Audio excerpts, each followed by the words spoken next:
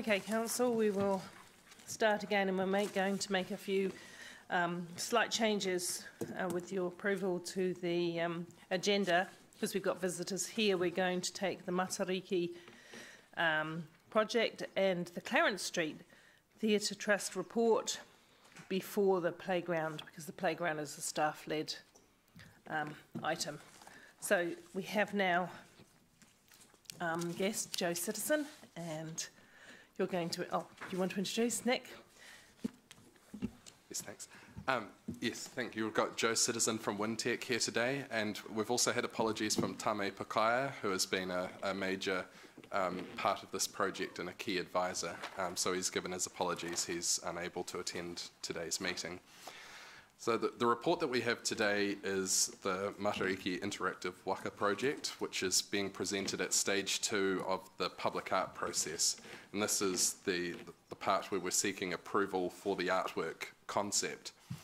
The concept which Wintec has prepared at the moment is actually a lot more detailed and advanced than we would get at this stage. In the past, at this point where we've approved concepts, a lot of the time it's been sketches or a rough indication of what the artwork's going to look like, and it's been really good from a staff perspective that Wintec have gone above and beyond and have actually worked with engineers to get a real detailed design of what the artwork would look like, and that's made it a lot easier for a staff point of view for us to assess health and safety, potential maintenance, all of those kind of things. And we'll just pass it around, but there is a 3D printed plastic model of the court end structure. So I'll just pass that around. It's a 1:1 scale. It will be slightly bigger than that one.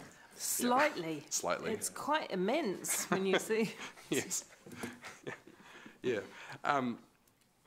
So at this stage, if there is any questions about the report, I'm happy to answer it. If there are any specific questions about the concept or the rationale behind the design, Joe will be able to speak to that as well.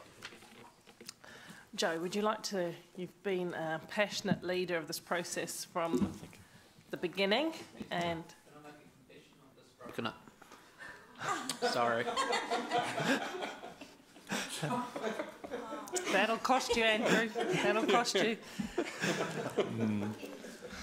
Not sure what to say.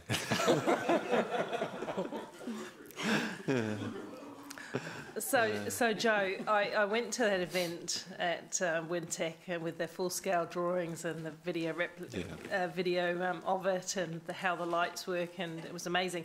But what was really amazing was the process that Wintec and your other stakeholders have been engaged in. And I do think that's a story worth telling. So I just wonder if you wanted to take just 3 minutes or so to take us on that journey. Yeah, kia ora koutou. So this is very much a partnership project between Māori Achievement and other stakeholders within Wintec itself.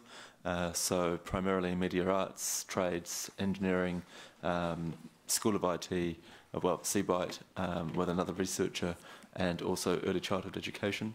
And we've had really good buy-in and a project partner with Longveld, the engineering firm Longveld. So we have some of our students who will be working at Longveld, being mentored by them. So in many ways, this is a journey about how we're making it as well as the thing itself. And we're very much interested in having a relationship with the structure afterwards. So for instance, it uses a microcontroller sensor mesh network, and we're wanting to have some students engaged with that. So at the moment we've got a third-year engineering student involved in part of that. Similarly with the electrical generation side, and also ideally would like to do a little bit of riparian planting or something like that to be associated with it. So we're actually really interested in having an ongoing relationship. Yeah. Thank you. And I was very impressed with how many faculties of Wintec, you know, the education, the preschool, the Māori, and all inputted at various points. Yes, it's a juggle. Yeah, great. Councillors, questions. Councillor Mallett. Gary? Excuse me, thank you very much. Just financial considerations. There's no, and you may or may not know this, there's no maintenance budget put in here for it. What sort of stuff would you expect for that? I haven't seen one anyway. Yeah. At the moment, what we've done is we've looked at the current maintenance budget that is scheduled and looked at the likely ongoing maintenance from the information that we have at this stage. The current maintenance budget for what? For public art. So it sits within the museum. There is an existing maintenance budget. And looking at, for a start, the court-end steel structure, it is going to be something that can be met within existing budget. We have other similar artworks that we're able to look at the maintenance cost, the real maintenance cost over the past 5 years.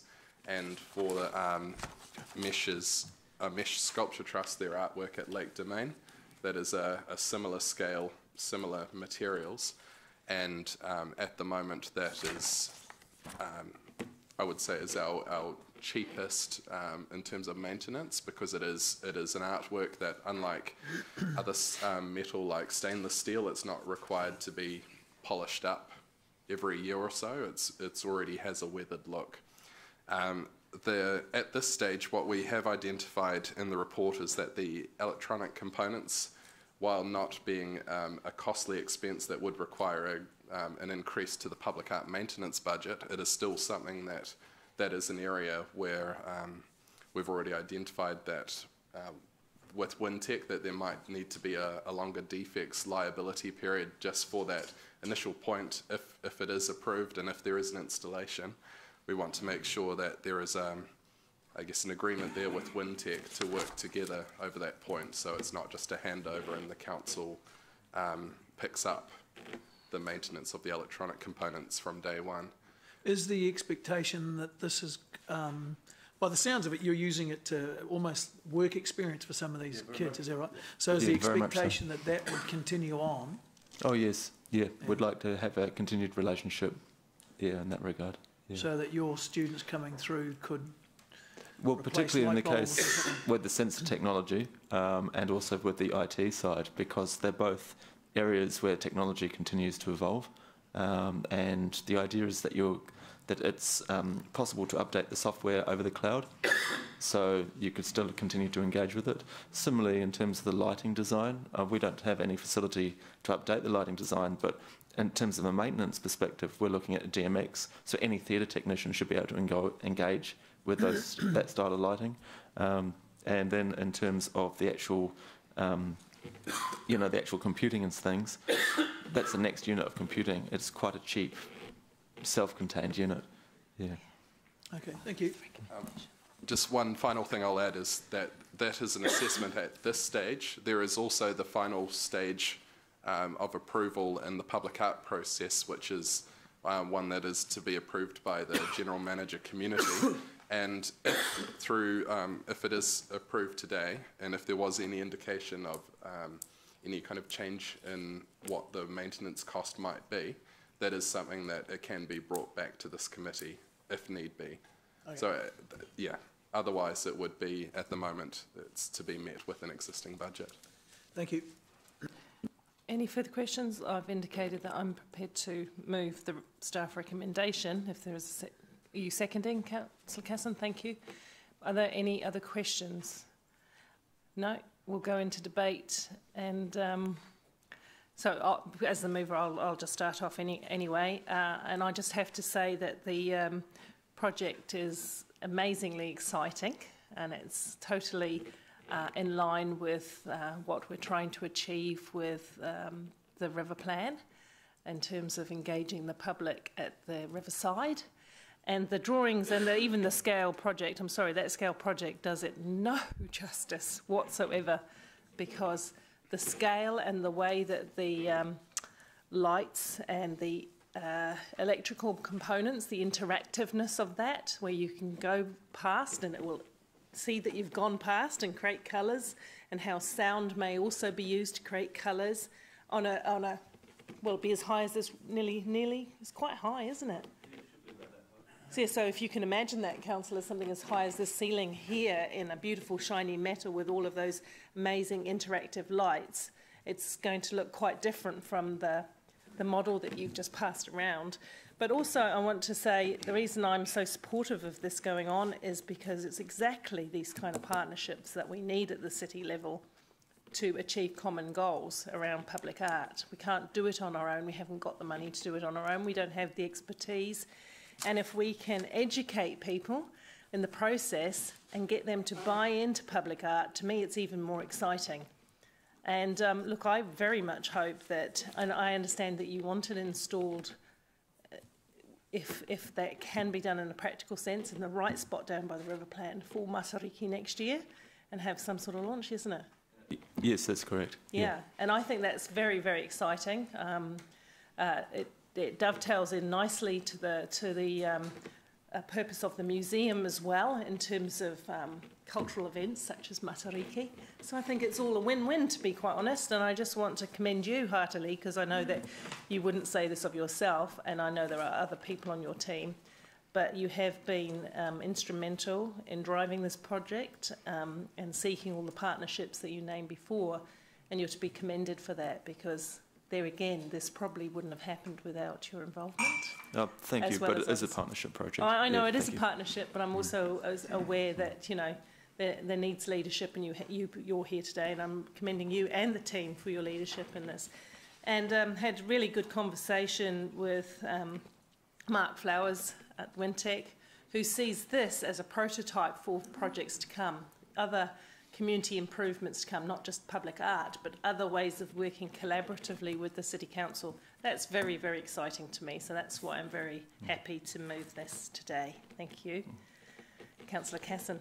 Thank you, Madam Chair. Yeah, thanks for the report, guys. Hey, look, this sort of stuff's fantastic. I think there has been a significant improvement of late in public art, and I think we have a little bit of a point of difference to. We're getting a point of difference to some other cities where we're getting a lot more public art. We're getting the sculptures, we're getting the building art around, a little bit like what Dunedin and Christchurch got the building art. It's fantastic. And I take it that the real one won't be able to be destroyed so easily by the Mayor either. One hopes not. Yes. Yeah. Okay, well, thank you very much. We are going to put it to the vote. All those in favour? Oh, I've moved it. James has seconded it. All those in favour? Opposed? Carried. Thank you very much for coming in again. Looking forward to the next step.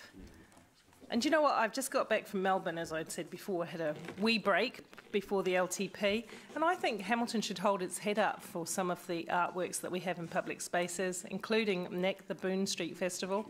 Our murals down some of our places are just first rate, and having seen what Melbourne offers, I don't think we could be ashamed of what we're achieving. So, yeah.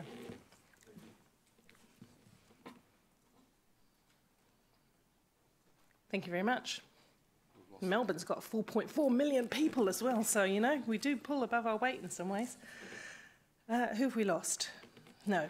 Sean Murray. Sean, we do need Sean for this next report. He's just being hunted down.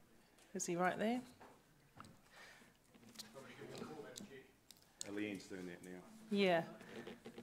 Don't we get the parks guys? Okay, we don't have the parks guys either here, so we'll just... Oh, look, here he comes. Perfect. No pressure, but you're up.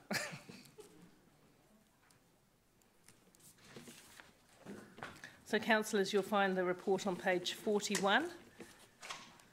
And Jason's still with us in here, so... Oh, yes, do come forward. Do come forward.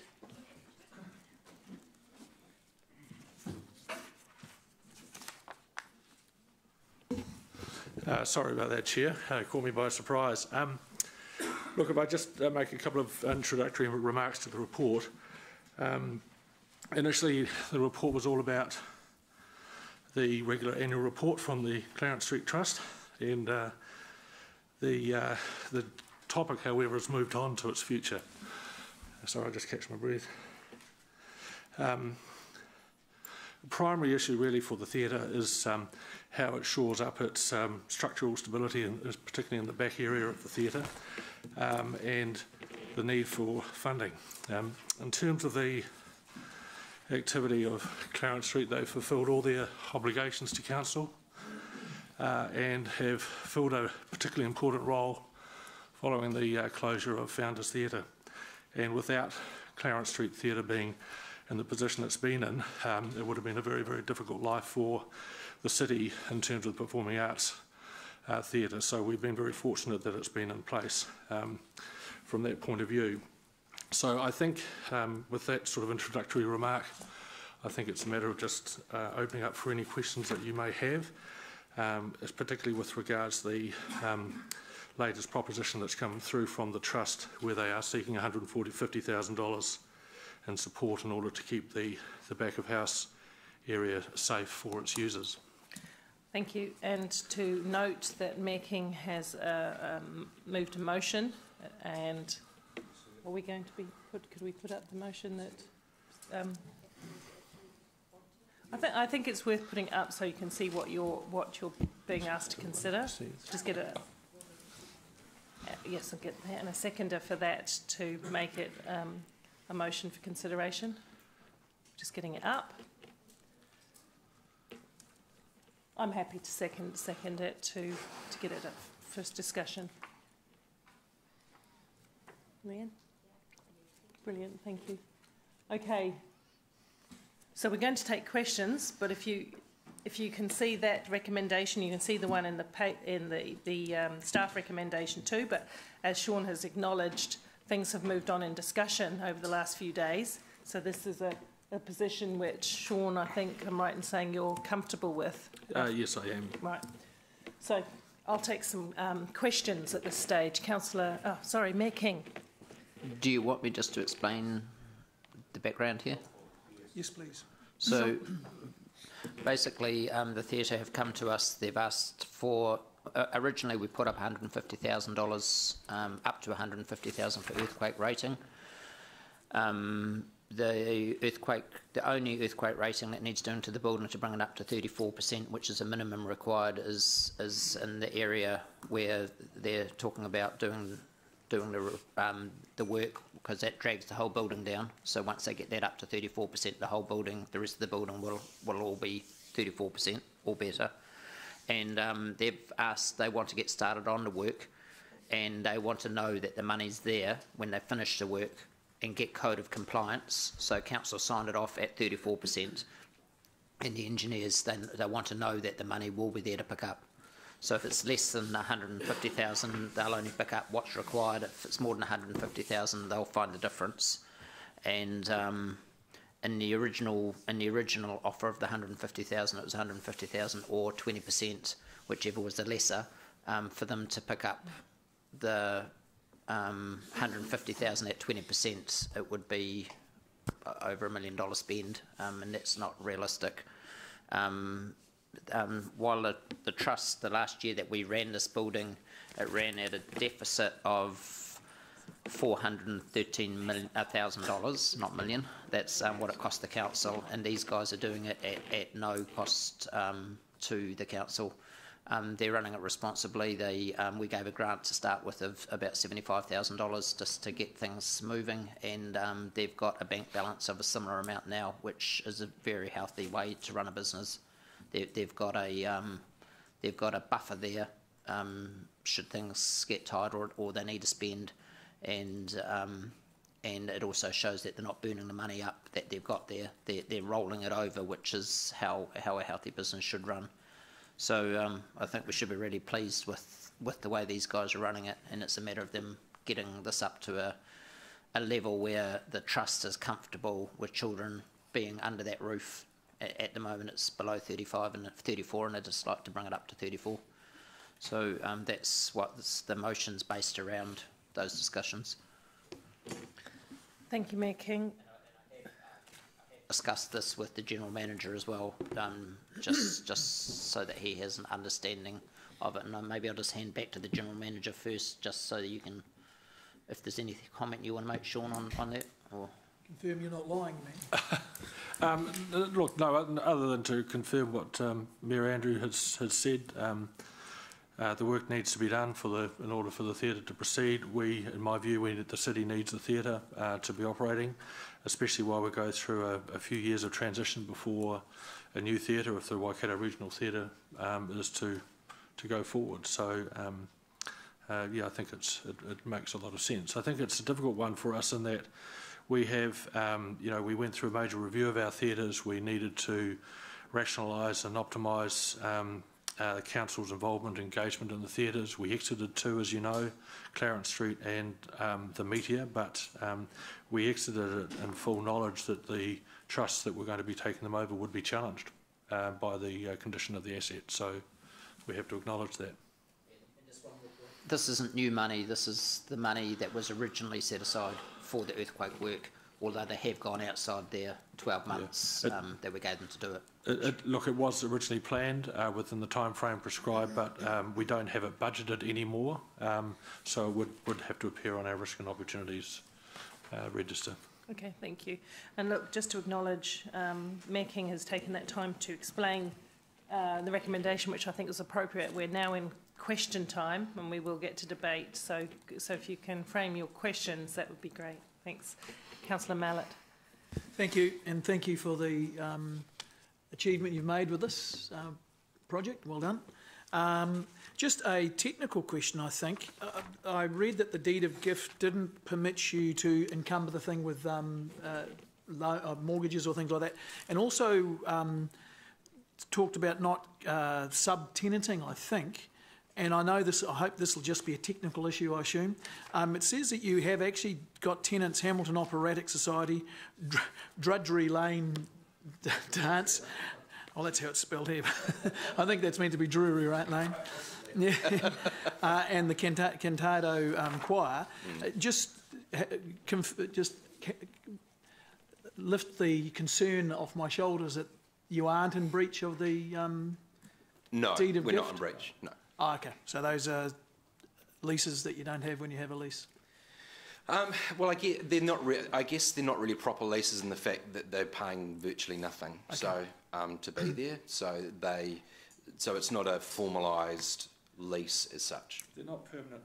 They're not permanent subtenants of the business, and I guess the arrangement was that we didn't want the trust to be then putting it on to a whole new organisation, the whole property.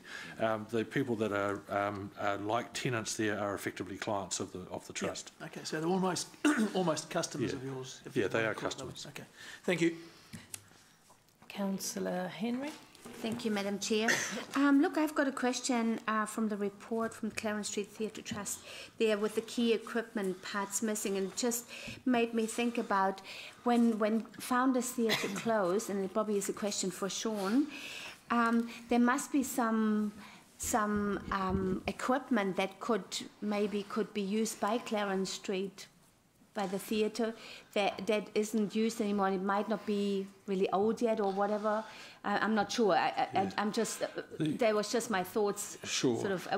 Is there anything lying around that maybe Clarence Street could use? Or? Look, there could be from time to time. Effectively, the theatre equipment that is managed by H3 actually is a pool of equipment that covers all the various council venues. So while there had been some equipment that was very specific to a venue, the bulk of it actually gets moved from one venue to another depending on need. So it's not like we had a full set of gear for Clarence Street, a full set of gear for Founders, and a full set of gear for Claudelands. When the gifting occurred for both the Meteor and for Clarence Street, we did, however, pull out a fair amount of equipment that was useful and suitable for the specific theatre for Clarence Street. We acknowledged at the time that it was not necessarily 100% of what they would need at any given time, but neither do we have 100% of whatever is needed, and quite often we rent in equipment as well ourselves. The equipment that we provided to the Clarence Street Theatre Trust at the time of the handover, we had all was tagged, tested, fully tagged, so it was quite compliant, and in our view was fully operable. And where there was, permits required for certain machinery or whatever, it was all fully certified. So in our view, it was in good shape. The question from time to time does come up, and if we have any spare surplus equipment that can be used, and if we do, we'd make it available. And I think there have been conversations that Jason's had with Sven, our head of technical services, on that. But just to remind you that the equipment that we do have within the H3 operation is a pool of equipment that gets moved around quite a bit.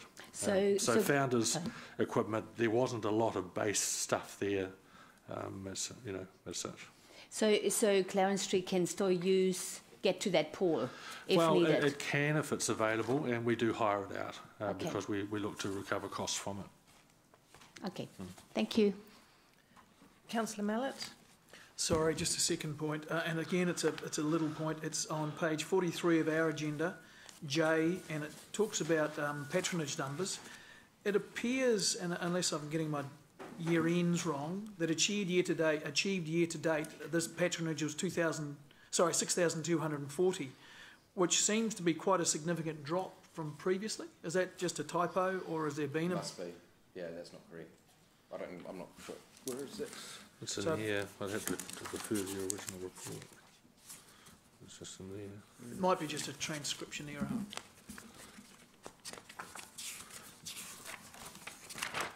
I'm just looking for your numbers. Sorry, it may be. I just have to really try and refer back to the. So there hasn't been a huge drop off in patronage? No, we've only had an increase. Yeah. Okay. Yeah. That's only a part year, isn't it? That you've got. Yeah, it's only a part year, but I'm just sort of annualising it. Yes. Would appear to be still less. It may have been the first half of 2015 when HCC still owned the building. No, it says achieved year to date 30 May 2017. No, well, that's. Okay, so I'm just looking in the. Okay, so let's take some. Are there any other questions while that's being sought?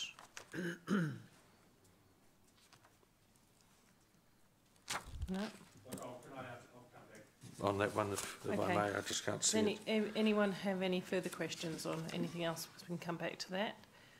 Hopefully before the decision is moved. But I don't. But what you're actually saying is that you're tracking with increased increased patronage, right? That's what you're saying. But we're just. Have been able to reconcile that figure, and it is correct. And as per J on page 43, that is just for the year to date, as at 30 May. So that is the correct figure. So you haven't got June, July, August, or June, July, or August in there because it's May. Yeah, that's right. So you've got 3 months less of the. Yeah. That's fine. It's part year. So the year to date there is 3. So it's April, May, is it? Yeah. Yeah. So you multiply that by 6, that would be 36 per... Oh, yeah, okay. Yep. Yeah. There's always a seasonal variance, but it's within... Yeah, so it's just 2 months. Yeah, because presumably you get lots around the Christmas time with the end of the year. And the first few months of the year, sort of January through March, is generally quite quiet, and then it picks up with the busiest part being later in the year. And then when we have the operatic productions, which generally 3 or 4 weeks, that's when we have a large increase in patronage as well. Okay. And just a question about that 20%. So it was you were always going to get the 150 unless the project had been really hugely expensive overall, weren't you? Because then it would have been, because it's the lesser amount. Yeah. Originally, our gift was based on the Meteor. In fairness to everyone, it was sort of based on that, was my understanding. And their gift was based on, I know their earthquake originally, the earthquake strengthening was based around that 150 or the 20%, and so that's why we got that as well. The reason it's different now is because our strengthening, in fact, would be much greater. So a question from me, in terms of this will allow, because I absolutely agree that we've got to have this theatre carrying on, this will keep you in business for the next 5 years or a little more, and you've got a bit more time to do the rest of the earthquaking to bring it up to public place if the theatre continues to exist in its current form and all of those future things that we haven't yet determined or haven't yet been determined. Is that right? Yeah, it's I guess from a legal standpoint, once we've done this work, we're done. We're done. Okay, cool. However, I guess from the trustees' point of view, they want to investigate further, like taking the theatre to a higher level.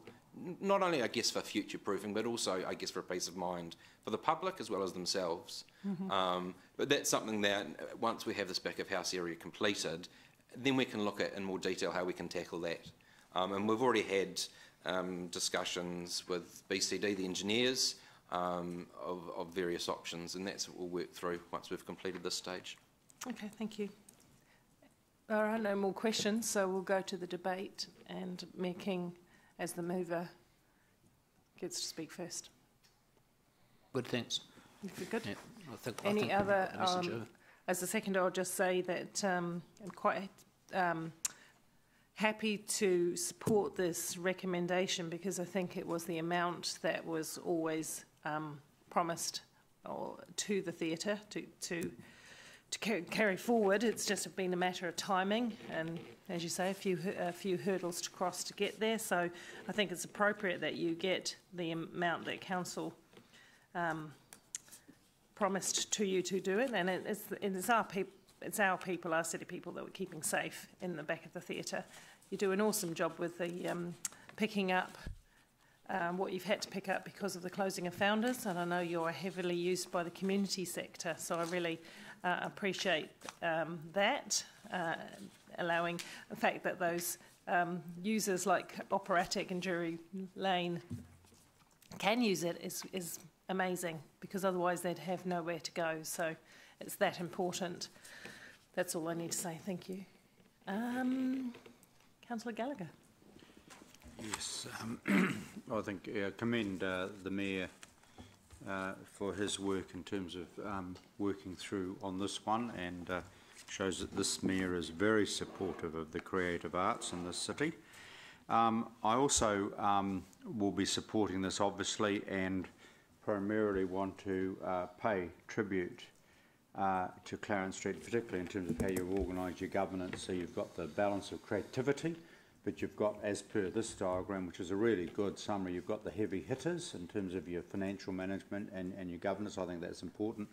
This is obviously an excellent community facility, and I think to our comms team, however, we should be unapologetic in communicating with our residents and ratepayers that this council actually is providing significant support to the creative performing arts in this city, albeit the people on the ground, like the good people at Clarence Street, are doing the bulk of the work, obviously, but in terms of funding support and moral support, I think it's important. It is not insignificant that this council chose to transfer the ownership and management of the Clarence Street and Meteor to the groups concerned, and we recognise totally that there was a hell of a lot of work by the people in those two places to get them up and running and produce this really good model, which is of great benefit to our community.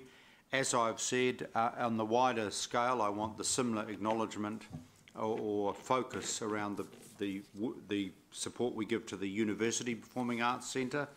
And I think there is important that we, just as we support sports and a whole lot of things, we do let our ratepayers know where their cash and where their money is going. And I know a lot of parents who've got young kids involved in the Clarence Street Meteor Riverlea will feel really good that some of their rates are going in support of this way. I will, however, leave a final note, and this has got nothing to do with Clarence Street, nothing to do with Meteor or the University. I will be running my BDI and ensuring that the other major cluster of wonderful theatre activity, and that's Riverlea, also is treated equally and with similar approach to the other two. But without further ado, I totally support this motion, and I obviously join with the many others in congratulating the Clarence Street Theatre Trust in terms of the leadership and the wonderful opportunities, particularly for our younger people, to be involved.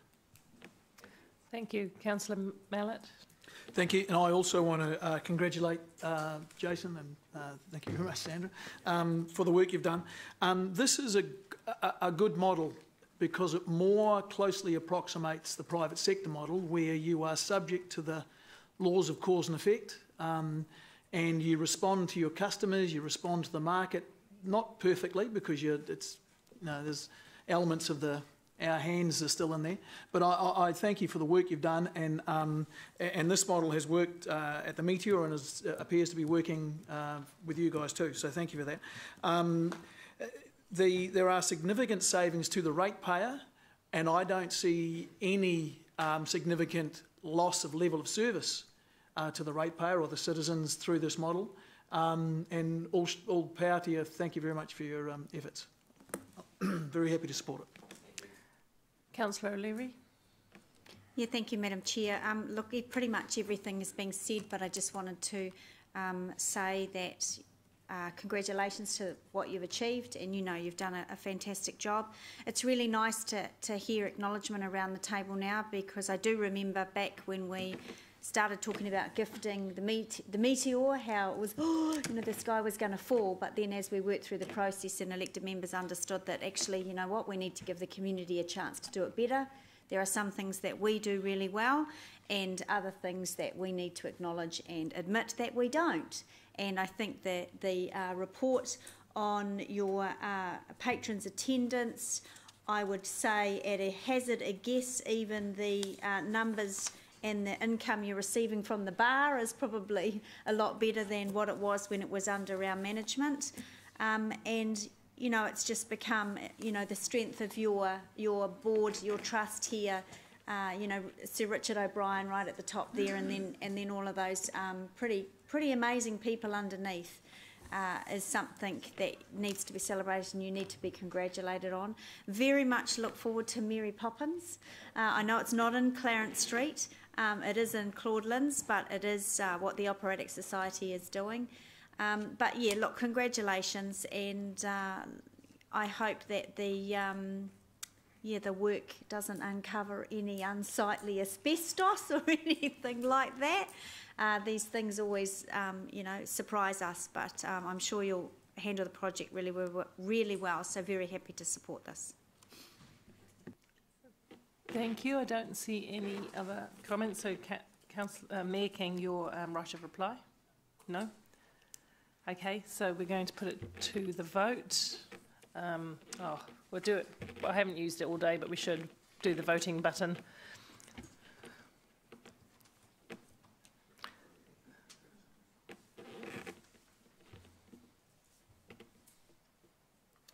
The motion is carried unanimously. Okay, thank you, and thank you very much, Jason, Sandra, for coming in, and we look forward to the next performance. I have to say that excuse the words in council, but that bloody woman, the play was absolutely awesome. I did not realise that a show of that scale could work so well in there, and it was a big show with big voices, and it was great. Yeah.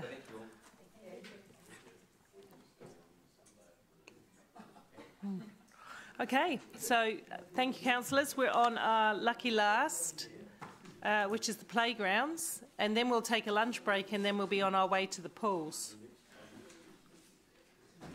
Yeah. Thank you. I'd just like to start this morning by introducing Hannah, who I've got with me today. Hannah is our project leader for playgrounds on the 4th floor in Parks and Open Spaces. So we're here today with our report to seek the approval for the apportioning of budget between 2 playgrounds in Flagstaff North, a destination type larger playground at Haripuki Park and a neighbourhood type smaller playground at Te Huia. We've come back to you today because on the 16th of May, in principle, the committee supported the apportioning of budget, and the external funding plan was approved on the 8th of August. We have been away and done some work, and you'll see that there's some concept plans at the back of the document. So I think everybody will have read the report and it kind of speaks for itself, but as a reminder, the proposal was to apportion 150,000 to Tahuia and just over $1 million to Haripuki, with 250,000 external funding being sought. Okay, so just councillors, Councillor Taylor has proposed an amendment, but of course there is no motion up at the moment, so it can be the motion if he prefers to do it that way. You understand, Councillor Taylor? Yep. Do you want to move that as a motion, or do you want, because there is nobody has... What's in here. Okay, so what would come first, Claire? But he can, yeah. Yeah, he can. So ask him. The person that offered it first is the person that puts the motion. Yeah, so you need a... So there's a motion. Can you please put it up so people know? Oh, thank you. It's just coming up. And then we'll talk about what the differences are. And then we'll go to some questions. And quickly, just... So, seconded Dave McPherson. And presumably, Angela, you're in the wings as a...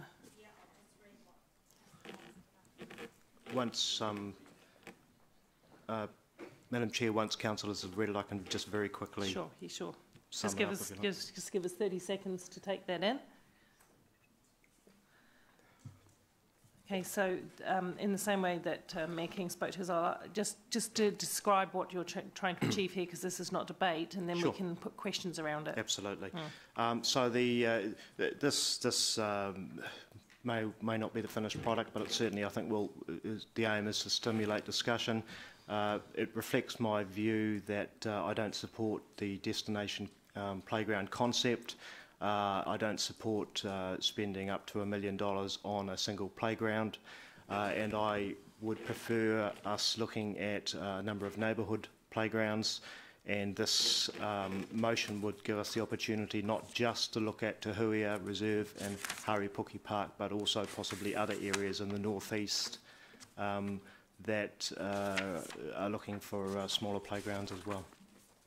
Okay, thank you. So let's go into questions. A question to Councillor Taylor. So your intention with B is to look for, is just to ring fence the 500,000 and to look for, because there may be 2, maybe 3, maybe 4. Okay. Yeah. Great. Thanks. Okay, questions. I've got a list of questions. You were up there as a question. Have you got questions, Councillor Taylor? No. Okay, Councillor McPherson. Thanks. First question is, when we moved a resolution a short while ago to approve a portioning of the budget between the two parks, where did the idea of putting 90% of it into one budget and 10% into the other park budget come from? Because that's my understanding of the meeting. My memory of the meeting was that we didn't say exactly even, but it was they were roughly being talked about as even, and this is two, not just uneven, two totally different types of park, which was different from what my memory is that was sort of half-size destination playgrounds, sort of was one comment that was made. So I think that the reserves themselves have dictated a little bit, or to a degree, what we would propose. So the Tahuia Reserve is quite a skinny, narrow piece of land, and it doesn't lend itself to anything more than what we have proposed in the concept drawings. The Haripuki is proposed to be the bigger site, which is closer to a destination as we know it, which provides the ancillary features for families to gather and spend more than a couple of hours. But that's not really the question I asked, because that's not what we discussed at the last meeting, was it? My understanding was that it was a smaller site at Tahuia. It was, I can recall, I don't know whether you can, the specific question about whether a half-size destination park would fit in at Tahuia Park, and the answer was yes. Yes. Yeah, I suppose it would. I guess the question is whether, in that, if anyone can recall from the discussion, how specific we were about the apportionment and size of. We did agree that we were in principle, doing smaller playgrounds, and we were spreading the love across the city where it's needed. So we did agree with that. What precisely did, apart from that, what precisely did we agree on in terms of the funding? wording's here in the start. See, Madam Chair, because you've interceded there, I would like to make the point that I think this is what's come back is quite different from what we talked about. That's what I'm trying to find out. Yeah. Do you want to comment There was on that? clear discussion that Destination Park in this circumstance was not what we were after. And now we've got it was described just now as an almost destination park and a neighbourhood park. And if we'd known that was going to happen, we would have perhaps asked, or going to be suggested, they asked for a briefing on this so we could thrash it around them. It's quite hard to understand where this is coming from in the middle of a formal meeting. So I'll make some more comments later in the speech, but I don't think this is what we asked for. But the second one was the consultation. When you, what was actually put out for consultation? Because I haven't seen the documents. Was it this particular proposition? Was that what was put out for consultation?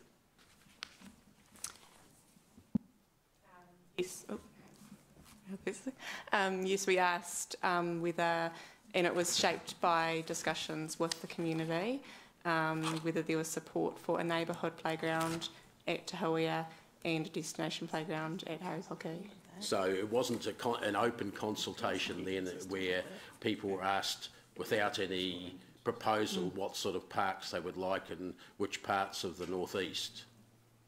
No, it was quite specific. Okay, so again, I'll refer to that again in my speech. I think it's odds on if you put out a consultation document through you to the general manager that suggests one outcome, and it's playgrounds and it's a service thing for the public. Of course, you're going to get the overwhelming majority of people supporting that because there's no other alternative. And I would question whether that's proper consultation.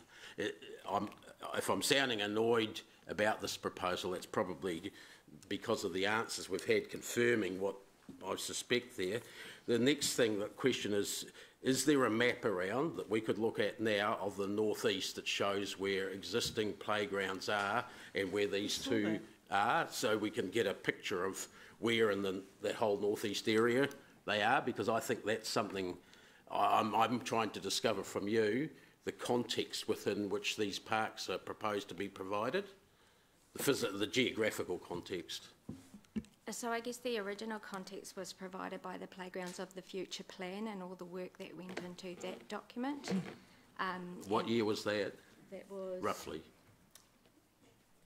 3 years ago. And did not, at the last meeting we had, this council discuss a different way of looking at playgrounds? For the future LTP discussions, yes. Yeah, so given that it's proposed that this be part of the LTP, where's that context for us, the geographical context? We haven't got them here today, the maps, but there are the maps that were worked through the Playgrounds of the Future plan, which determined where best. That was 3 years ago. We've got a new council now, and this council clearly, at its meeting, did it not signify it wanted something done a bit differently. So how can I make a decision today about this proposal of the staff's without knowing if there are any other gaps in the northeast where we've got existing parks? I mean, I know some of them because I take my grandkids to them, Callum Bray for one and Discovery for the other, but I don't know whether there's any more, and that's an area that very shortly will be full with, I think it's 25,000 odd people. So we've got a couple of things that are on the Playgrounds program. So we have the renewals program and the improvement program that goes along with, that takes care of the likes of Tauhara and Discovery. And then we had the program to determine where the new builds were. So there is method in the madness, if you like, in terms of setting out where they are. It's not something that staff just say, we'll plonk one here and we'll plonk one there. There was quite a bit of research that went in. But didn't you think, after the response you got at the last meeting, that we should start looking again at the whole thing, or have you just reverted back to the plan from 3 years ago? So with all due respect, that wasn't asked for at the workshop, so it's a little bit difficult to land that on staff here. I hear what you're saying, and you can certainly make the point, What we've got Dave. is also not what was asked for at the workshop either, so we can hear from some other councillors may have a slightly alternative view to They may that, do, but I have asked for a specific piece of information, which was something that gives me a geographical context. And I respect that, and I think that that's fine. I just don't think it can be produced here, and it wasn't asked for at that workshop. Well, the other thing, though, that the staff have referred to 3 times now is the what do they call it? Parks for the future? Playgrounds of the future. Playgrounds for the future. So where's that document, if that's what's driven this? Because I think that's got some maps or planning in it, from memory. It does, Yeah. and I'm saying that wasn't asked for at the workshop and we can't really put it on staff to produce it now, but you do raise it as a good point. So I'm not trying to take away from your point, Dave, I'm just trying to Well, say is it possible to get, is there a link that we could get it up or something like that if we wanted to look at it? I think it's on our website, so. All right, thanks. Thank you. So that's all for just now? Yep, thanks. Councillor Gallagher? Constructively here, I'm probably going to position where I'm maybe not voting on either of the amendment or the motion. Just questions at the moment, though. Well, no, but I want to give, this is a context for my question, because from a governance point of view, don't feel that I have sufficient overview and appreciation. Now, I apologise, I know our East Ward councillors will logically have a very micro detail of the area, but I think, can I just ask, in future, I think what we should do is we should always have a format. I've got the attachments, and I should have rang you before the meeting. I'm so sorry that I think the maps would have been really useful, because the geographic maps, and I guess my question is along Councillor McPherson's lines, that we've got if you like, a pool of budget, of money, which may or may not survive the 10-year plan. May or may not survive the 10-year plan. I mean, this is at the early stage in my view, and what I'm trying to sort of work out is, and it comes back, I think, to that workshop, is in the discussion we had, you know, the high-level destination playground, one high-level destination playground, and this is what I think Councillor Taylor's getting at, versus what I thought we were talking about was the alternative of trying to reasonably cover more spots with a sort of second-tier type playground. I think you've done it in one area, Te Huia. So I guess if we go with your recommendation, in that area, what other areas would be waiting for playgrounds? So this is an issue of where you put your money and how you put your money. And a lot of that is tied in with the rest of the LTP debate in terms of which parks do we develop as full sports parks, which parks do we develop for amenity, or do we develop any of them at all? And I guess it's kind of the chicken and egg situation. If you're deciding in isolation to put playgrounds at those places and then the funding is not available for the development of them, it becomes more of a difficult conversation. But I think my feeling, and I might be wrong, and this is not being anti-destination playgrounds, it's really saying what we've got is fantastic, but we're just trying to get the best outcome within our limited funds for as many neighbourhoods as possible. This is not being anti-destination, this is about maximising, you know, local community amenity, and I'm wondering, is there, in terms of this report, what kind of reflection did you do of other approaches? And because obviously I've got a motion from Councillor Taylor that I've got to pull over in my own mind. I'm wondering what your perspective is. I guess the perspective that we took is that this funding was already allocated in the current 10-year plan, and that there were community expectations that came along with that allocation of funding. Completely understanding the forward position, but trying to balance that with what the community had already expected was where we were coming from. And just wasn't it just to refresh me, but didn't we have in one of the LTP workshops, didn't Sally come and give us a complete overview of what was what the pressures on parks and open spaces was? I thought we had that in a workshop. Did we? Yes. We did. We did have that overview of all of, because actually there's a lot of money sitting in there. But anyway, carry on. Sorry. And you know, being constructive, I think in future if we, so I feel a little bit vulnerable today because I don't have the map with the dots and I'm trying to work out the localities because I'm trying to get this all in context. So I do believe that I am not, and I acknowledge I should have rang you yesterday. But the other thing too is, the other question I have with Sylvester Primary School, there's a mention about the school will not fence its car park. What will it fence? The school will be fencing areas of the school, but the car park will be open for park users. And again, this is again I don't have the map, and I'm sorry I haven't done a recent Tiki tour, but this is about public space, taxpayer public green space, ratepayer public green space, and I'm not willing to commit to a deal that enhances the other part of this partnership until I know what that looks like in terms of public access. Now, if it's, the school will be fencing its building, plant and equipment, I get that, but I would want it to be making sure it's, you know, and again, this is where I don't have the map. I'm trying to work out the way where the school green space playing fields for weekends, you know, meets with ours.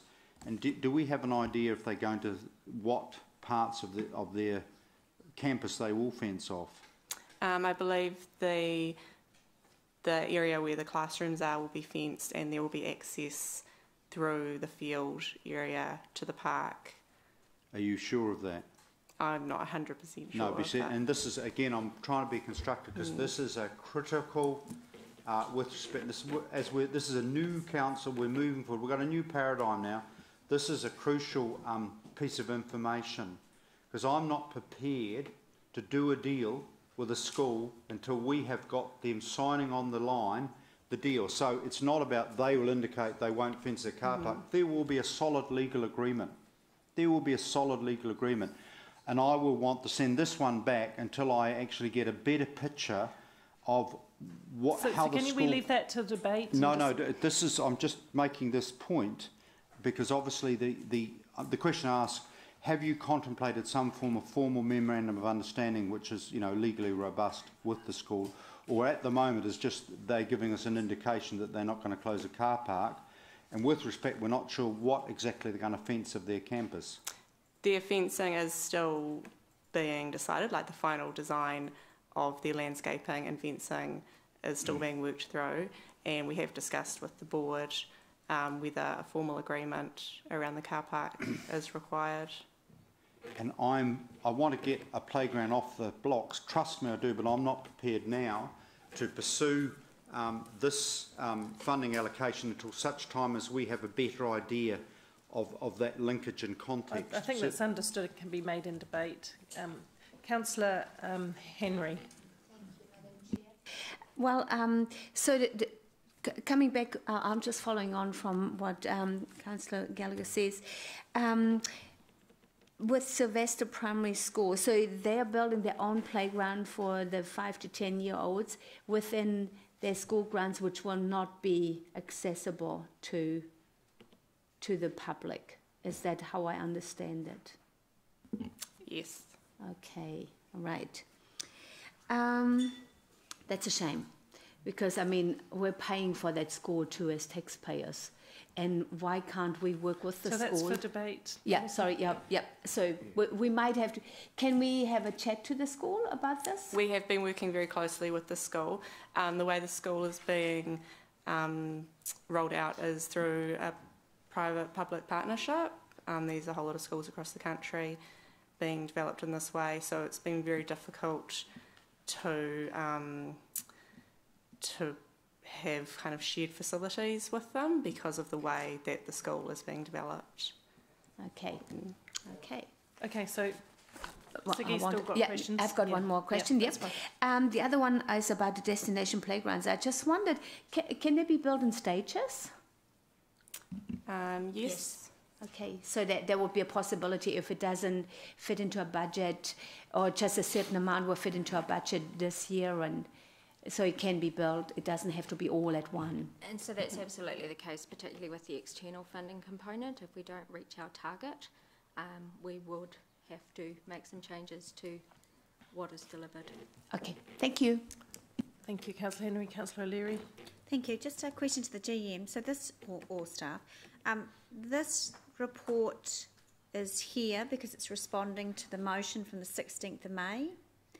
And then I missed the discussion at the briefing around the majority view to move away from destination playgrounds and look at something similar to where Councillor Taylor's going. But that's a separate, that's part of the LTP, is that correct? That's a separate discussion from today, even though it is where the majority sort of want to move to. Yeah, that's the way we interpret it. Yeah, the situation. Yeah. So hang on, Dave. You got an out. Notwithstanding the fact, look, I actually wasn't at the. I wasn't at the. No. There was a meeting that I wasn't at, so I've missed some of the context of this. But this is simply responding to an outstanding resolution. So if the other option that the committee could have is somebody could move this discussion to LTP, and then that would cover off.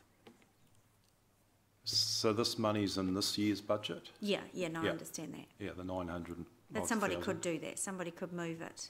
They could, yes. If they want, yeah. Okay, thanks. I just needed to clarify what we're actually talking about today. Okay, thank you. Just note, councillors, there is an amendment up there which is the staff recommendation, which Angela's proposing, and just for a seconder, I'm happy to second that. Madam Chair, I'm seeking procedural advice. Yeah, fair enough. I may move that this matter be held over, and I want some advice from our GM so that we still keep it within the frame of our discussions on the 10-year plan. I'm just trying to look at, I'm just asking a sequential advice. I'm not necessarily against the motion, by the way, but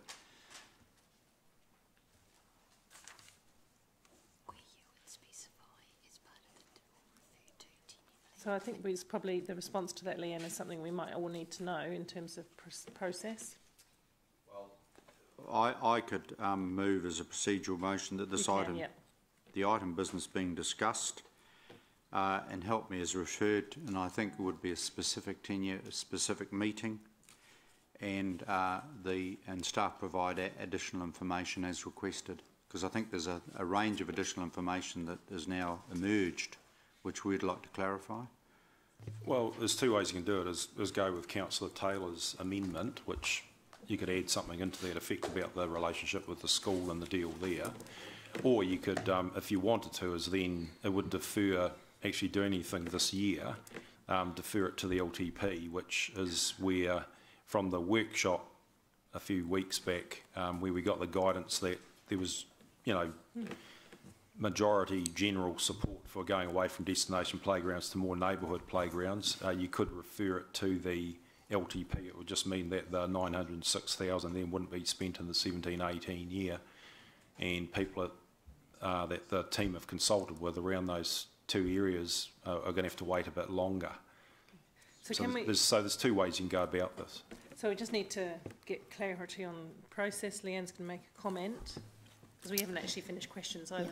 So because we have a live motion and a valid amendment on the table, the option that you're exploring, Deputy Mayor, is a procedural motion which takes precedence over other motions that are sitting on the table.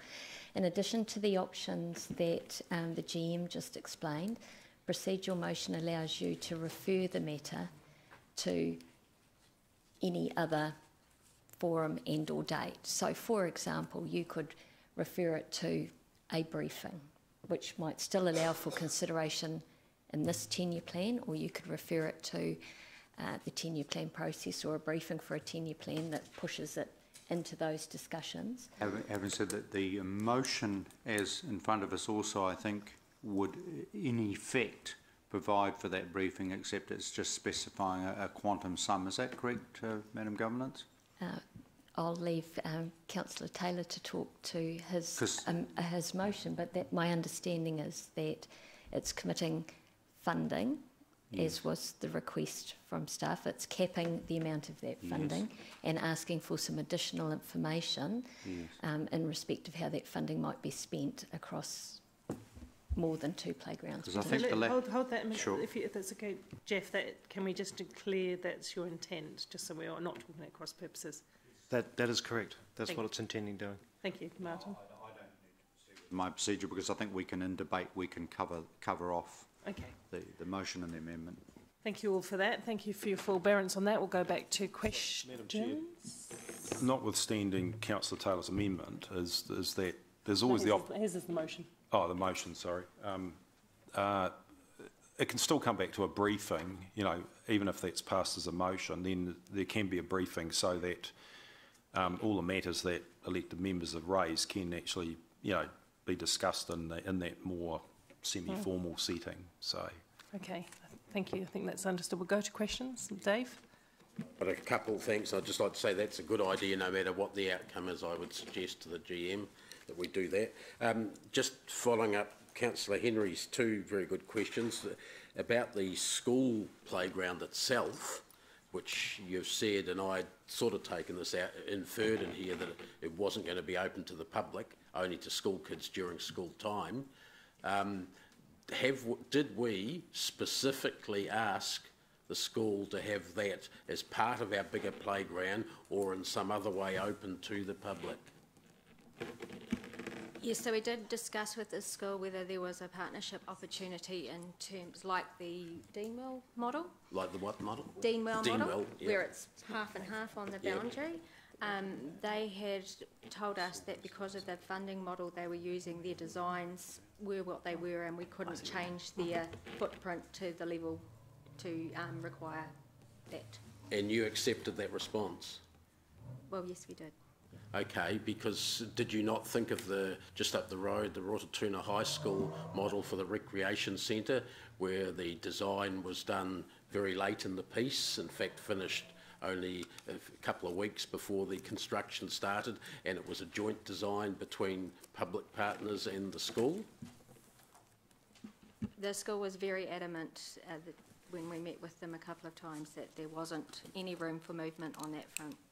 Okay, there wasn't any room for movement on that front, even though that had been discussed as a possibility here at Council, or in fact a preference at Council here, and it was not thought to bring it back to Council or to elevate it higher in the Council hierarchy? I guess, Dave, to be fair, we can take that up. Staff have been clear in saying they did what they thought they could do and they got that response. Right. But I do understand your frustration with it, and where we do go next is a relevant point. Absolutely, and especially since the feedback we've been getting from management is that the Ministry of Education has been excellent to deal with at Sylvester School. What we're hearing now is that perhaps not so excellent. We can share the car park but not the playground. Okay, so can you make those points in debate and... Yeah, I will, but I want to refer to the plan. I've been referred to the Playgrounds of the Future plan. I looked up the map that's in there, which is more like, not to be offensive, but it's more like a cartoon. It's a drawing. It's not an actual map or a plan. And it doesn't show the very area of the city that these 2 playgrounds are proposed, does it? They're off to the side, out of the picture. Yeah, so, and it doesn't say... Hang on, did you want to respond to that? Are these 2 areas included in the Playgrounds of the Future maps? Tahuia is identified on that map as a destination playground. Sure, well then you've got a different map from me, because I'm looking at the one that's... It's in the list, 17, 18 year. No. Tahuia. Oh, it's there, sorry, Tahuia is, the other one's not. Yeah, it's the 2 different maps. Okay. And it doesn't say whether the neighbourhood playgrounds listed with little orange stars are existing or to be built, proposed. They would be existing. Every single one of them, because there's one on the corner of Gordonton Road up near Thomas Road, which I'm pretty sure is not existing. Sorry? Moonlight Drive Reserve. No, that's not Moonlight Drive Reserve, that's different. Okay. Oh, yep, I know the one you're talking about. And It's right on Gordonton Road. Yeah, it is there. Toi Toi. So, but it's not on Gordonton Road. The park does front Gordonton Road, but you get to it from the Oh, subdivision. okay, Yes. all right. So all of the others are existing. Okay, that helps. Thanks. Okay, thank you. Councillor Taylor, these questions. Yeah, Madam Chair, is it possible for me to add a C to my motion? It's your motion, Which may and just help. with the agreement of the seconder. With the agreement of the seconder, that this council review the playgrounds of the future plan. In the, I don't know if we need a time frame for that, but prior to LTP discussions. Okay, so you need a second. You need seconder, and then I'll ask Well, staff. no, I'll ask staff to make a comment on it, just in case there are any. You'd normally ask the seconder if they want to, accepting it. I just and said I do. that. So yeah, so I said I was going to ask the second, and then I was just going to ask the staff to comment if there were any concerns or pitfalls with that you just wanted to draw attention to. Well, it really depends what you mean on a review. If you want to go out to public consultation and review the whole plan and that sort of thing, then that's not going to happen in the next 8 weeks. If you want to review the list of projects that we do, we generally do that through the annual plan and the LTP anyway, because generally these plans give guidance or policy guidance, if you call them a policy, but the projects, at the end of the day, council makes the decision on which projects it wants to include for funding. And our history with playgrounds has been that we've generally had strategic direction on that, but there's been other nuances that have come in, and then that's influenced council's decision-making process around where funds are allocated. I think maybe what you're referring to is, could we have a look at the program of playgrounds as part of presenting back to the LTP? Yes, we can do that. And I think with one of our LTP workshops, then, we can have a discussion around that. And I think Councillor Dave's brought up a good point around, you probably want to see a geographic map of that too, and see the science around it about where the need is and where there are playgrounds, where there's gaps and all those sorts of things. Thanks, Lance. I think that would be appropriate. That would sum it up, I think. So the wording would look like, we need to get that correctly. Are you putting something? I'd say review the playgrounds development program. Use those words if you're comfortable with that. I am comfortable with that. Thank you. Councillor McPherson, comfortable? Can we get that up? What Democracy has given us a link here to Playgrounds of the Future. What is that document? Is it a plan? Is it a policy? Is it a? It's a plan. Time frame? Is it a timetable? What is it? It's a plan with an indicative program, which is subject to council making specific decisions on funding. So it doesn't carry any weight at all? It's a plan well, it does. It provides some guidance, but at the end of the day, council can always override, unless it's a statutory document or something like that. Council can always override its guidance documents or plans how it sees fit. So did it go to especially if circumstances change over time? Did it go to public consultation? I think it did. So does that lock it in any way, or is it still just a plan? Well, I think it'll be there'll be council expectations, public expectations, but are we contravening the Reserves Act or anything like that? No. Local Government Act, I'll probably have to get some advice from Leanne on that. So hang on, just for clarity, so all councillors are not confused. My understanding is that this was a plan, it was one of those 5 key plans that the previous council developed and formally adopted as a go forward for playgrounds. So all of the councillors that were previous on council would have been party to a democratic decision, whether they voted for or against it, in the last term. Was it the term before? Last term? Last term. Last term. Okay, so it would have been fully debated, fully worked up, and gone to a meeting like this, a council meeting, and being voted on by council and obviously adopted. Am I correct? I am correct. Thank you. Okay, so we've done a lot of questions and debate, and in the sense that that's not what's been followed, because what was actually in that plan, I've just been looking at it again, it was voted on, but it was voted that Te Huia Park be a destination playground, and that's not what's coming back to us today. Yeah. 16th of May meeting. That's well, right. That's what but we asked. I was just answering, getting my head around the question that Mayor King had raised about what was this Playgrounds of the Future and how did it come about. That was all. But you make a point, and you'll make that in your debate, I'm certain. So we are going to go to debate, because I don't think we can gain any more clarity from the questions. Councillor Taylor, you're the mover, so if you would like to speak to your motion. Thank you, Paula. Yes,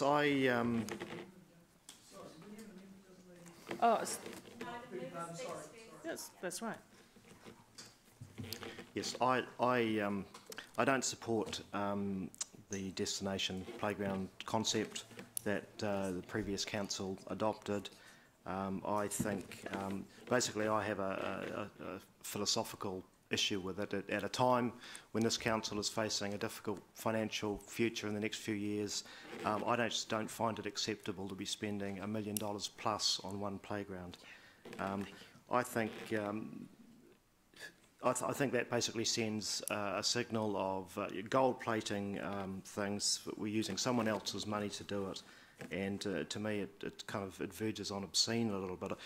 Door knocking, I would find it very hard to look a ratepayer who's struggling in the eye and tell them that we're about to spend $1 million on one playground. I just don't accept it, and I think a lot of people would see that type of spending as cavalier.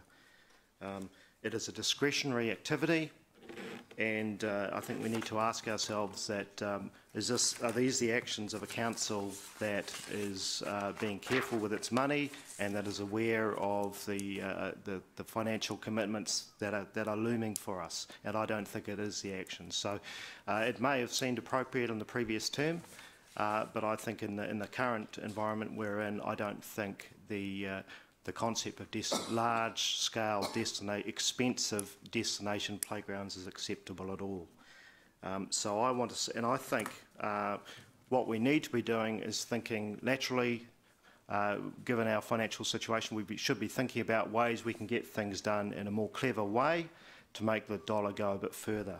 And for me, that would be looking at smaller playgrounds, neighbourhood playgrounds. There could be a number of other areas in the northeast that are crying out for a smaller playground. So to me, this gives an opportunity for us to look at that instead of going for the gold-plated one-off. It's a better way to spend our money. So this motion, it does two things. One, it gives us, puts some money in there, which allows us to get on and build something in that area. And number two, it gives this council a chance to sit down and review its future direction of provision of playgrounds. Thank you. Thank you, Councillor Taylor. Councillor O'Leary will speak to the amendment. I presume you want to. Yeah, well, no, I do. I was just following the list. But look, I hold an alternative view because a priority for me is to provide free family activities for the city, and destination playgrounds, hands down, do that incredibly well. I want to stay the course with our Playgrounds of the Future plan. It's a great plan, and I want to continue to roll out destination playgrounds.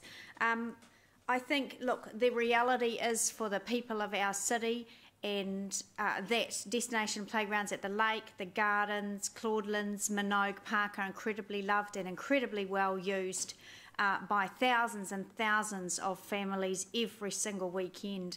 They can handle large numbers, and they actually cater for a wider range of different ages of children and also different abilities, including children with disabilities. You can't get all of that and pack all of that into a smaller neighbourhood playground.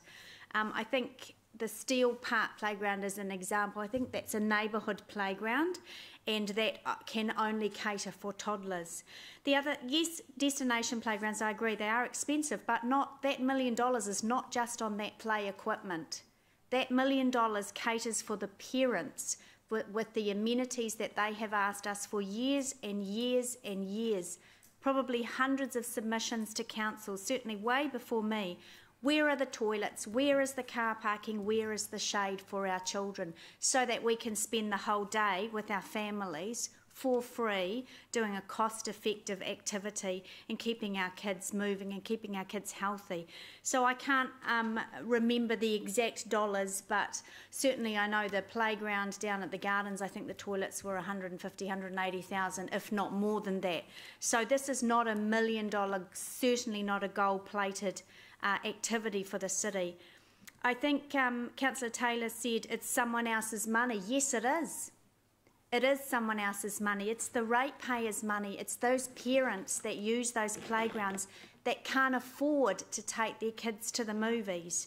It's those parents that are on from lower socio-economic areas as well that can't afford to go and hang out at a shopping mall and want to go and spend time with their families and with their children of all ages, of all physical abilities and of disabilities, to be able to spend the whole day with toilets, with car parking and with shade. I think some of them have barbecues as well. So that's what's important to me. I will not be moved from that direction.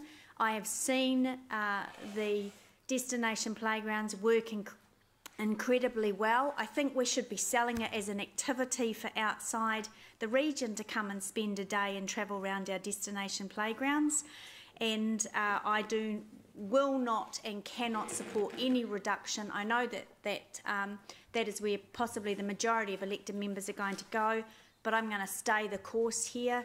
I've seen them, they're successful, and I don't want us to reduce free family activities for our city in times of actually quite financial difficulties for the groups that use them the most. So for those reasons, I am obviously supporting the amendment. Thank you, Councillor O'Leary. I'm going to go to the list now. Please identify, because we're taking the discussion at the debate at the same time, please identify whether you're for the motion or the amendment as we go. That would be useful. Thank you. Councillor McPherson. Thanks. As the seconder of the motion, I do support it, you'd hope. This isn't about playground provision.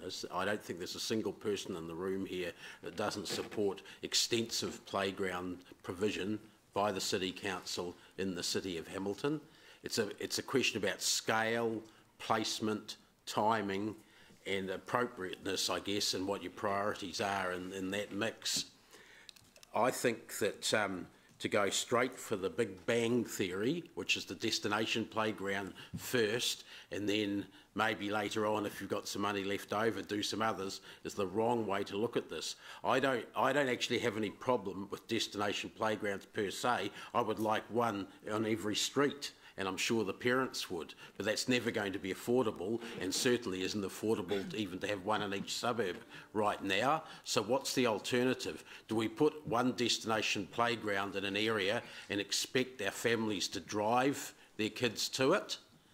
Or do we put a larger number, several neighbourhood playgrounds where the kids can walk to it, maybe under the eyes of the parents that are on the street. And I see that happen up at Discovery Park in this area. I see the kids walking down the street to it, sometimes with their parents if they're really young, sometimes by themselves.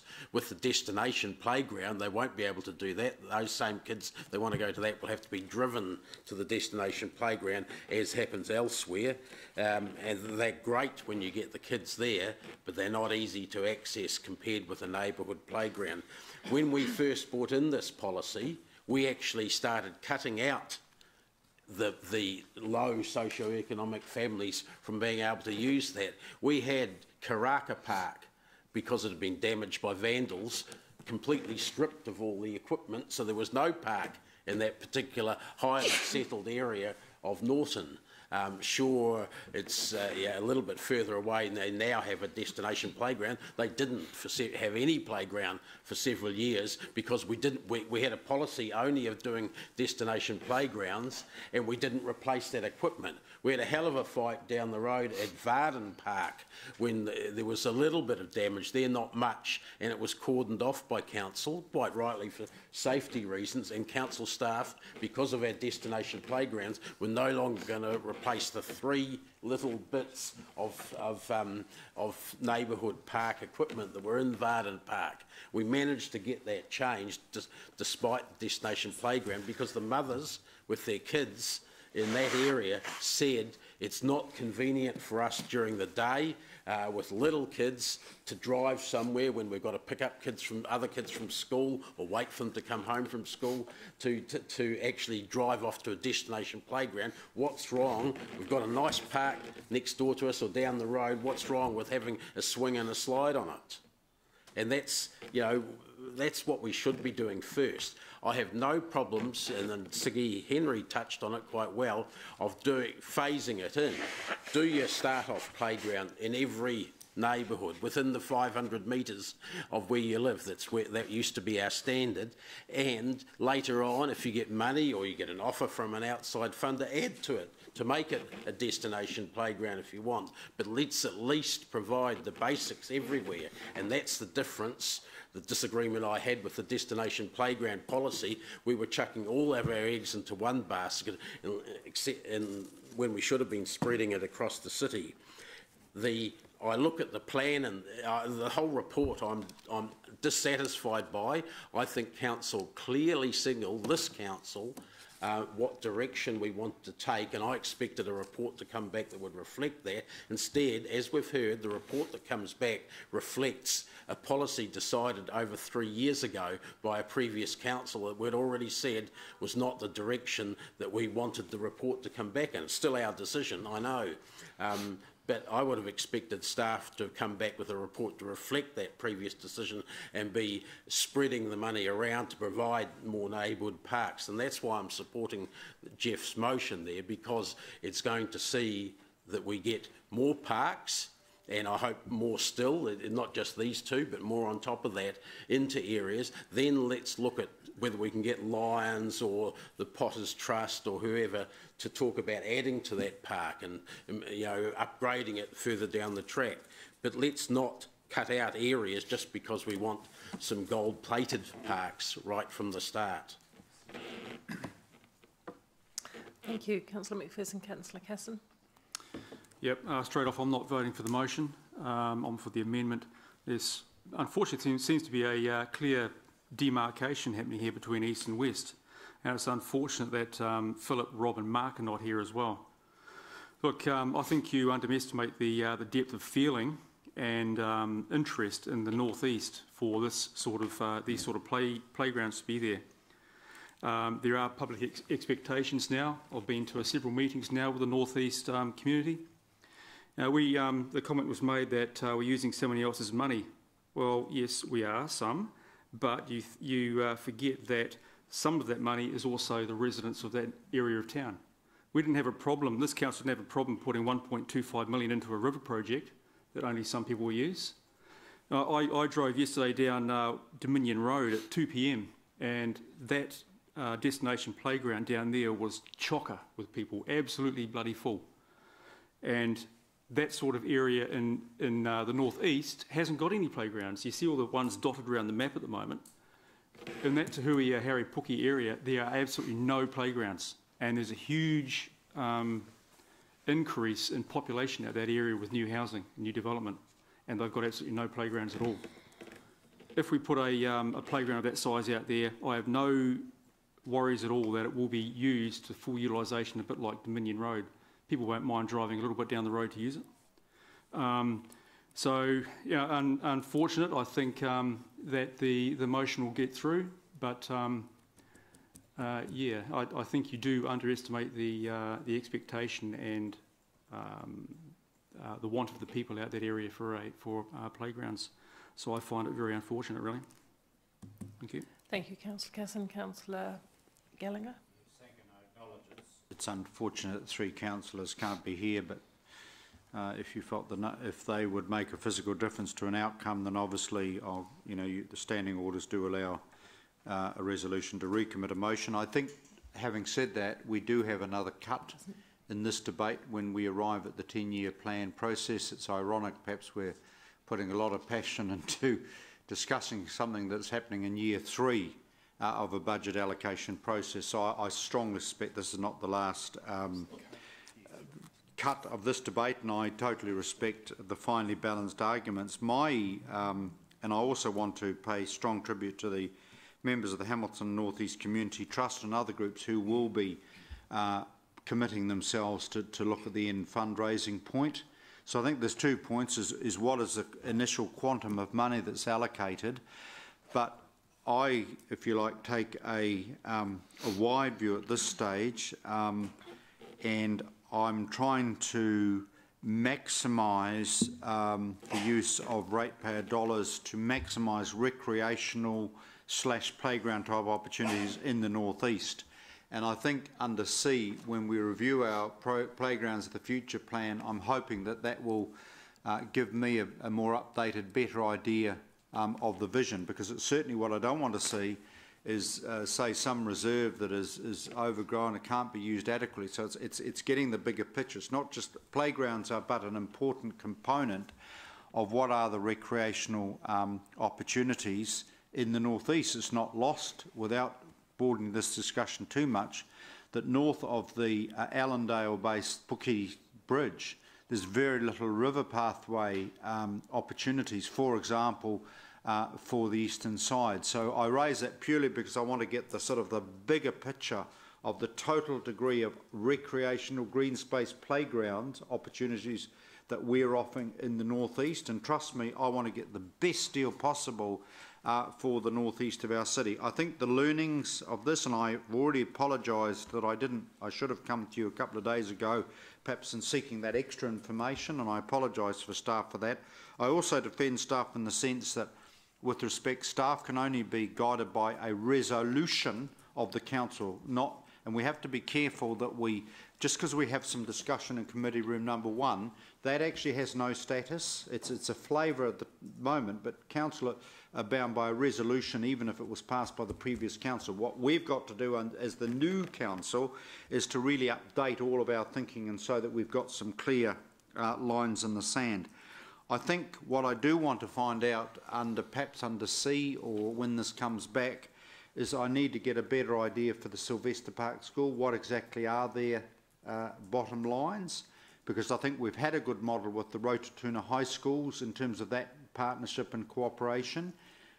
Does the so-called public-private partnership, and I'm sorry if I'm not adequately across that, does that sort of affect the mix a wee bit? So it's just really a matter of saying, okay, we're going to allocate X amount of ratepayer dollars here, but we want to make sure the taxpayer dollars are a synergy. And for example, taxpayers, I believe, should be entitled as of right to use their green space that they paid for. I can understand taxpayers will understand that you would fence off of some buildings to protect plant and equipment from vandalism, but the notion that schools can fence off their green space, which we have all collectively paid for, I think is very old thinking, and does not deliver the return for people's taxes that they can actually, because schools are a community space, they're a community place. Everyone pays for our state school system. The integrated is a separate issue, of course, and obviously we want to maximise the access to those school campuses. I will be supporting the motion. However, I do have a degree of diffidence about the quantum that's been put in there, and I fully expect when it comes up again in our 10-year plan debate, that quantum possibly could be played around with. The ironic thing, if I can say, when we do get to our 10-year debate, our frame may have changed totally, because we may be taking some very painful decisions of what we can afford. So here we're just totally focused on a destination playground versus a range of playgrounds.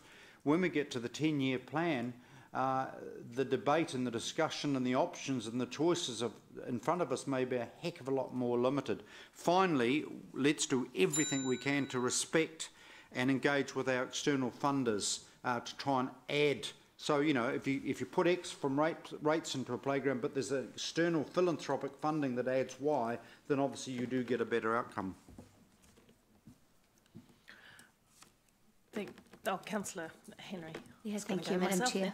Yeah, I was just thinking, listening to everybody is just really amazing, and you change your mind every 5 seconds of whether to go, which way to go, and of course we want it all. I would love to have it all, but that's not possible, and we're going to look at it in the long-term plan, and I get that, but I want to keep thinking about it now, I would like to keep the destination playground alive, because I can see a bigger picture. Like Councillor Leary said, we can use it as a selling point for Hamilton as well, for people to come and actually do a tour of our awesome destination playgrounds. I would love some cafes close by, or some pop-up cafes. That would be really awesome for us mothers, so we can actually enjoy that too, having a coffee there. But it is something that I didn't, when our children were little, we didn't experience that. We went to our neighbourhood playground, that was awesome, but having destination playgrounds close by within just a 5-minute drive is something really special as well. I know the money is tight and we have to look at it at the long-term plan, but I just will, and I know there's a number of other areas that are crying out for playgrounds too, and but we have to keep it alive. And maybe we could look at some other ideas for cheaper toilets, like bamboo loos. I don't know whether you've heard of that. That's composting toilets. And putting vegetable gardens around it, and a whole lot of other ideas that just create some new experiences for the families, not just playground, but children can actually see other things being planted. Fruit trees, I would love to have some fruit trees around there. Just making it more, well, somebody want to make it clean green, so let's go for that. I think, did I hear that was some party that I listened to the other day? It was amazing. They've changed their tune. So I would just like to see that a lot more incorporated, that we just look at things a little bit differently, and maybe that can save us some money, which would be really awesome. Yeah, so yeah, the kids. Oh, the last point I just thought about is our children sit too much behind computers, and these playgrounds can put them out for a few hours. I will not. No mother will spend a whole day on a playground. I mean, she'll kill herself or the children. That's too long. With a few coffees, it might help. But yeah, just even a few hours outdoors will just get the kids more moving, more engaged in physical activity, and maybe we can have a few things for the adults too, to do some exercise with around there as well. So they can do exercise at the same time, just instead of sitting there and eating fish and chips. Thank you. That's my thoughts. Thank you. Mayor King, and then I might make some comments as well. I'm going with the local playground, where the kids could walk to it, where you don't have to get in your car and be taken there by your parents. One of my favourite T-shirts has got a swing and a slide on it, and underneath it says, "Bring back dangerous playgrounds." So let's keep it simple. Let's spread it out. Let's spread the money out amongst our parks.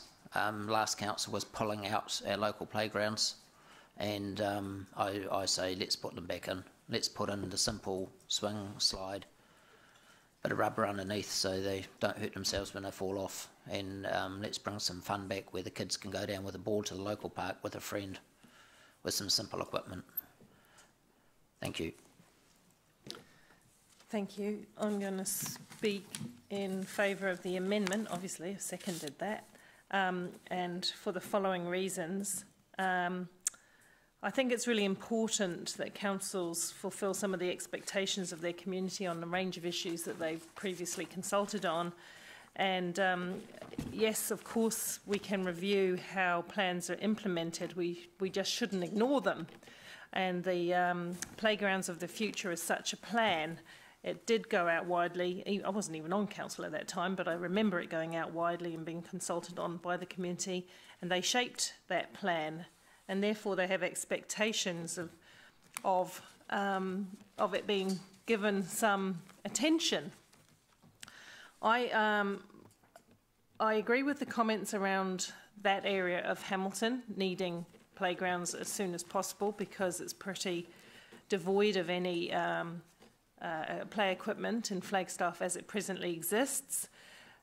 The Playgrounds of the Future identified that the old-fashioned swing and slide doesn't get used, isn't a modern sort of playground that attracts usage, and so there's no point in just maintaining the very bare basics. People expect a total interactive experience at playgrounds, and that's what we must provide. Now, in terms of, we keep talking about the destination playgrounds. I don't think the amendment is inconsistent with the resolution of the Community and Services Committee at all. I think it picks it up. What we hadn't discussed is quantum of money and that kind of thing at the time, but we did make it clear that we did want to spread the love around the city and get more playgrounds, and for the short term that we were going to focus on other than destination playgrounds. But my understanding of this, of Haripuki one, is that it's a matter of scale and appropriate size. It's not a destination playground, but it's a larger playground than the Tahuia one, A, because it's a larger patch of geography, and B, because it has a larger catchment of people that are going to use it. Lots of people will walk to this playground because it's a huge housing area with lots of families, with lots of teenagers and younger children as well. And I don't think we need C of the motion either, because I think through the LTP we will review parks and open spaces more broadly, because we've already acknowledged that there's a lot yet to do, and I also acknowledge my colleagues in saying that we know that money is constrained. But I'm very excited to see what we can do when we go out to the community with playground proposals, where private partnership can actually extend the possibilities for the locals. So this is what council can afford to put in, but if the community can raise some local funds in some way, we can put in additional pieces of complementary equipment, and you can grow your playground that way. And to me, that sounds like a very exciting future. So I think that's the main points I want to make. I believe that the amendment is consistent with the recommendation from the previous council. Let me just talk about the money. The one point I hadn't mentioned is that number 5 in the executive summary on page 32 of our report shows that the 900,000 was allocated in year 3, which is actually the current year. Yep. So that was the point I was going to make, because I heard it used as if it was year 3, out year 3. It's actually the current year. That money was allocated, and there's plan to seek, and everybody is fairly confident that the 250 external funding will be achieved. So that money is already destined for this area, and all we've done really is kind of adapt to the geography and possibilities, and provide 2 areas with playgrounds rather than 1, which I think is a win-win. Okay, thank you. So that's why I'm voting for the amendment. And yes, yep. So, and now, Councillor Mallett, you haven't spoken. Thank you very much. And just want to respond to some. I think the staff have done as we expected. I think the staff have taken the recommendation made from the previous council and done the appropriate thing. But I think what's happened is the whole situation has changed dramatically. We have become aware of a gaping hole in our finances, and I think we need to respond appropriately. And I congratulate Jeff for the initiative to do this. I remind everyone that we are still, there is still a park going out there. It's just not as grandiose as it would have been. And I thank you for pointing out that this is actually our current financial year that we're talking about spending. So should the amendment be, should the motion be approved, that would be a saving of $500,000 for this financial year, which is a good step in the right situation, right direction.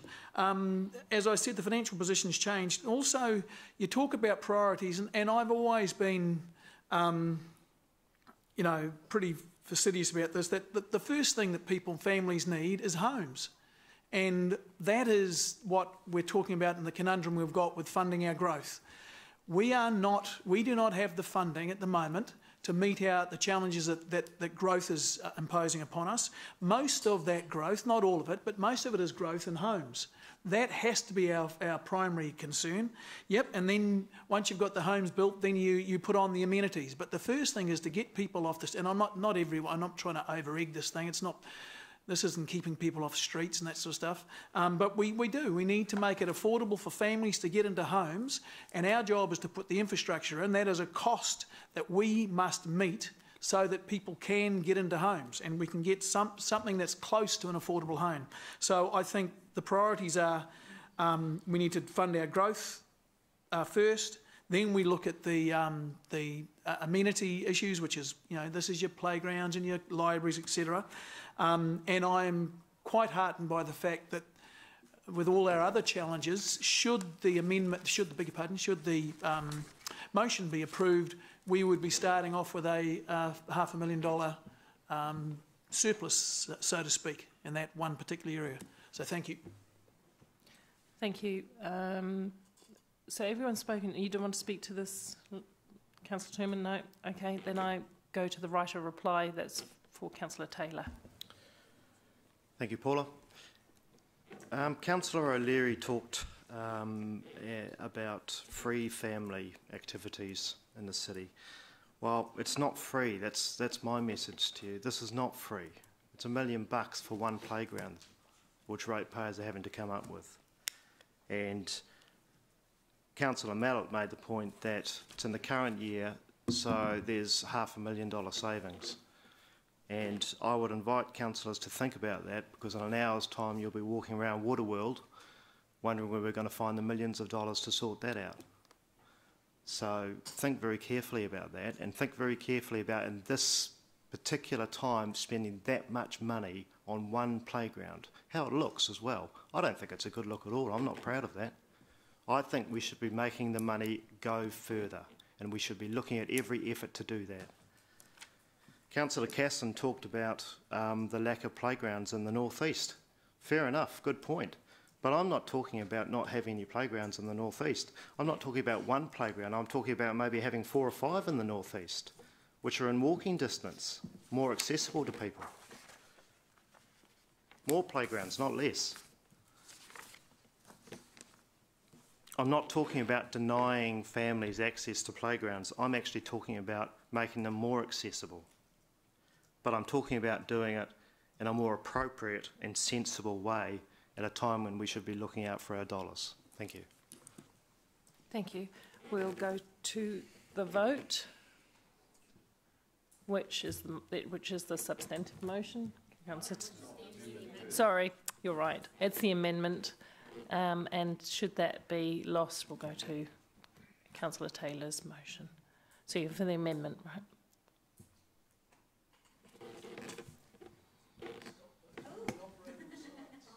We have a hand vote. Oh, my Lord. In this situation, you have the choice to exercise your casting vote or not, or you can, if the amendment is lost, then the motion will be put. So I'm just talking about my, we were talking about my opportunity to use the casting vote. We can't see it, but they can read it. It's a technological issue, not a privacy issue. So I'll ask one of the team to read the names out. So for the motion, amendment, we have Councillor Henry, Councillor Casson, Councillor Tooman, Councillor O'Leary and Councillor Southgate. Thank you, that's really useful. Look, so I can use my casting vote, and if I don't... This is quite important. I'm not wanting to be critical, but I think it's really clear if that machine fails us, we immediately have the traditional, which you've just done, and then you read the people against. At that point, and only at that point, obviously does governance give advice to the chair and we were in the situation we had no idea. We were just sitting here, had no idea of the actual outcome. No, but yes, we did. It's on here.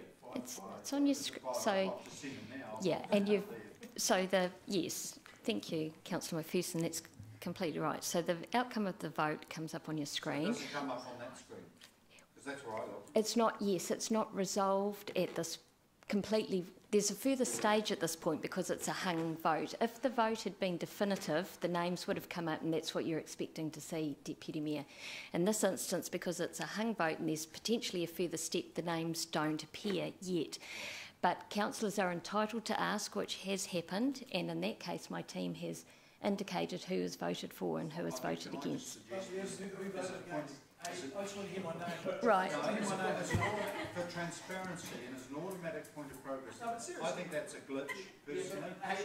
Okay, so we should not be discussing that yes. in the middle of a vote. Yes. So I think that At the most, the government committee should be outlining the options to you. well, that's where we're going. And so I was just about to say that I think this can be taken offline. The technology has problems, and so I can use my casting vote. If I don't, if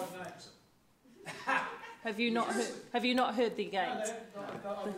All right, can you please read out the results one more time, and everyone needs to listen closely. So the against, we have Deputy Mayor Gallagher, Councillor Taylor, Councillor McPherson, Councillor Mallett, we shouldn't be having any conversation. and Mayor King. Okay. Okay.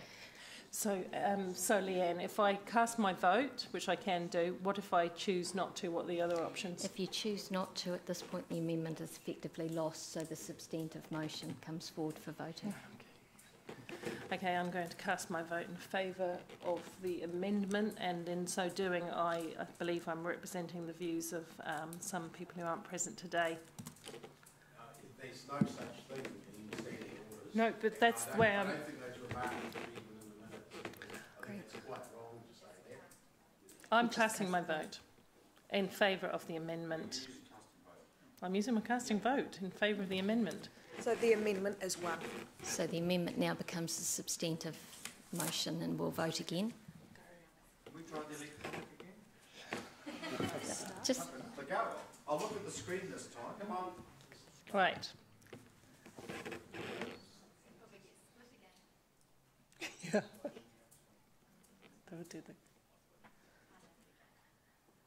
The substantive amendment is now one. 6-4, 4 against. Okay, thank you everyone. That actually does bring us to the end of the agenda, and how do you feel about a half an hour lunch and then out to the pool? Is that sufficient? Okay. All right, let's make it a 45-minute lunch. Yeah, I know, 45-minute lunch. So we're Dave back. and Jeff, you're not coming, are you? No. Is there anyone else not coming? Just say, James, you aren't, Andrew, you're not? I just needed to know for numbers for transport. Oh, you're going to go yourself? Okay. Someone, yeah, and the media will be coming with us if as they wish. So does anyone need a lift? Put it that way. Can we just what time? Say a time and a place we were at, like specifically where are we meeting? 2 o'clock in the foyer at Waterworld. Yeah, in the front foyer, Gary. We don't have to pay the owner.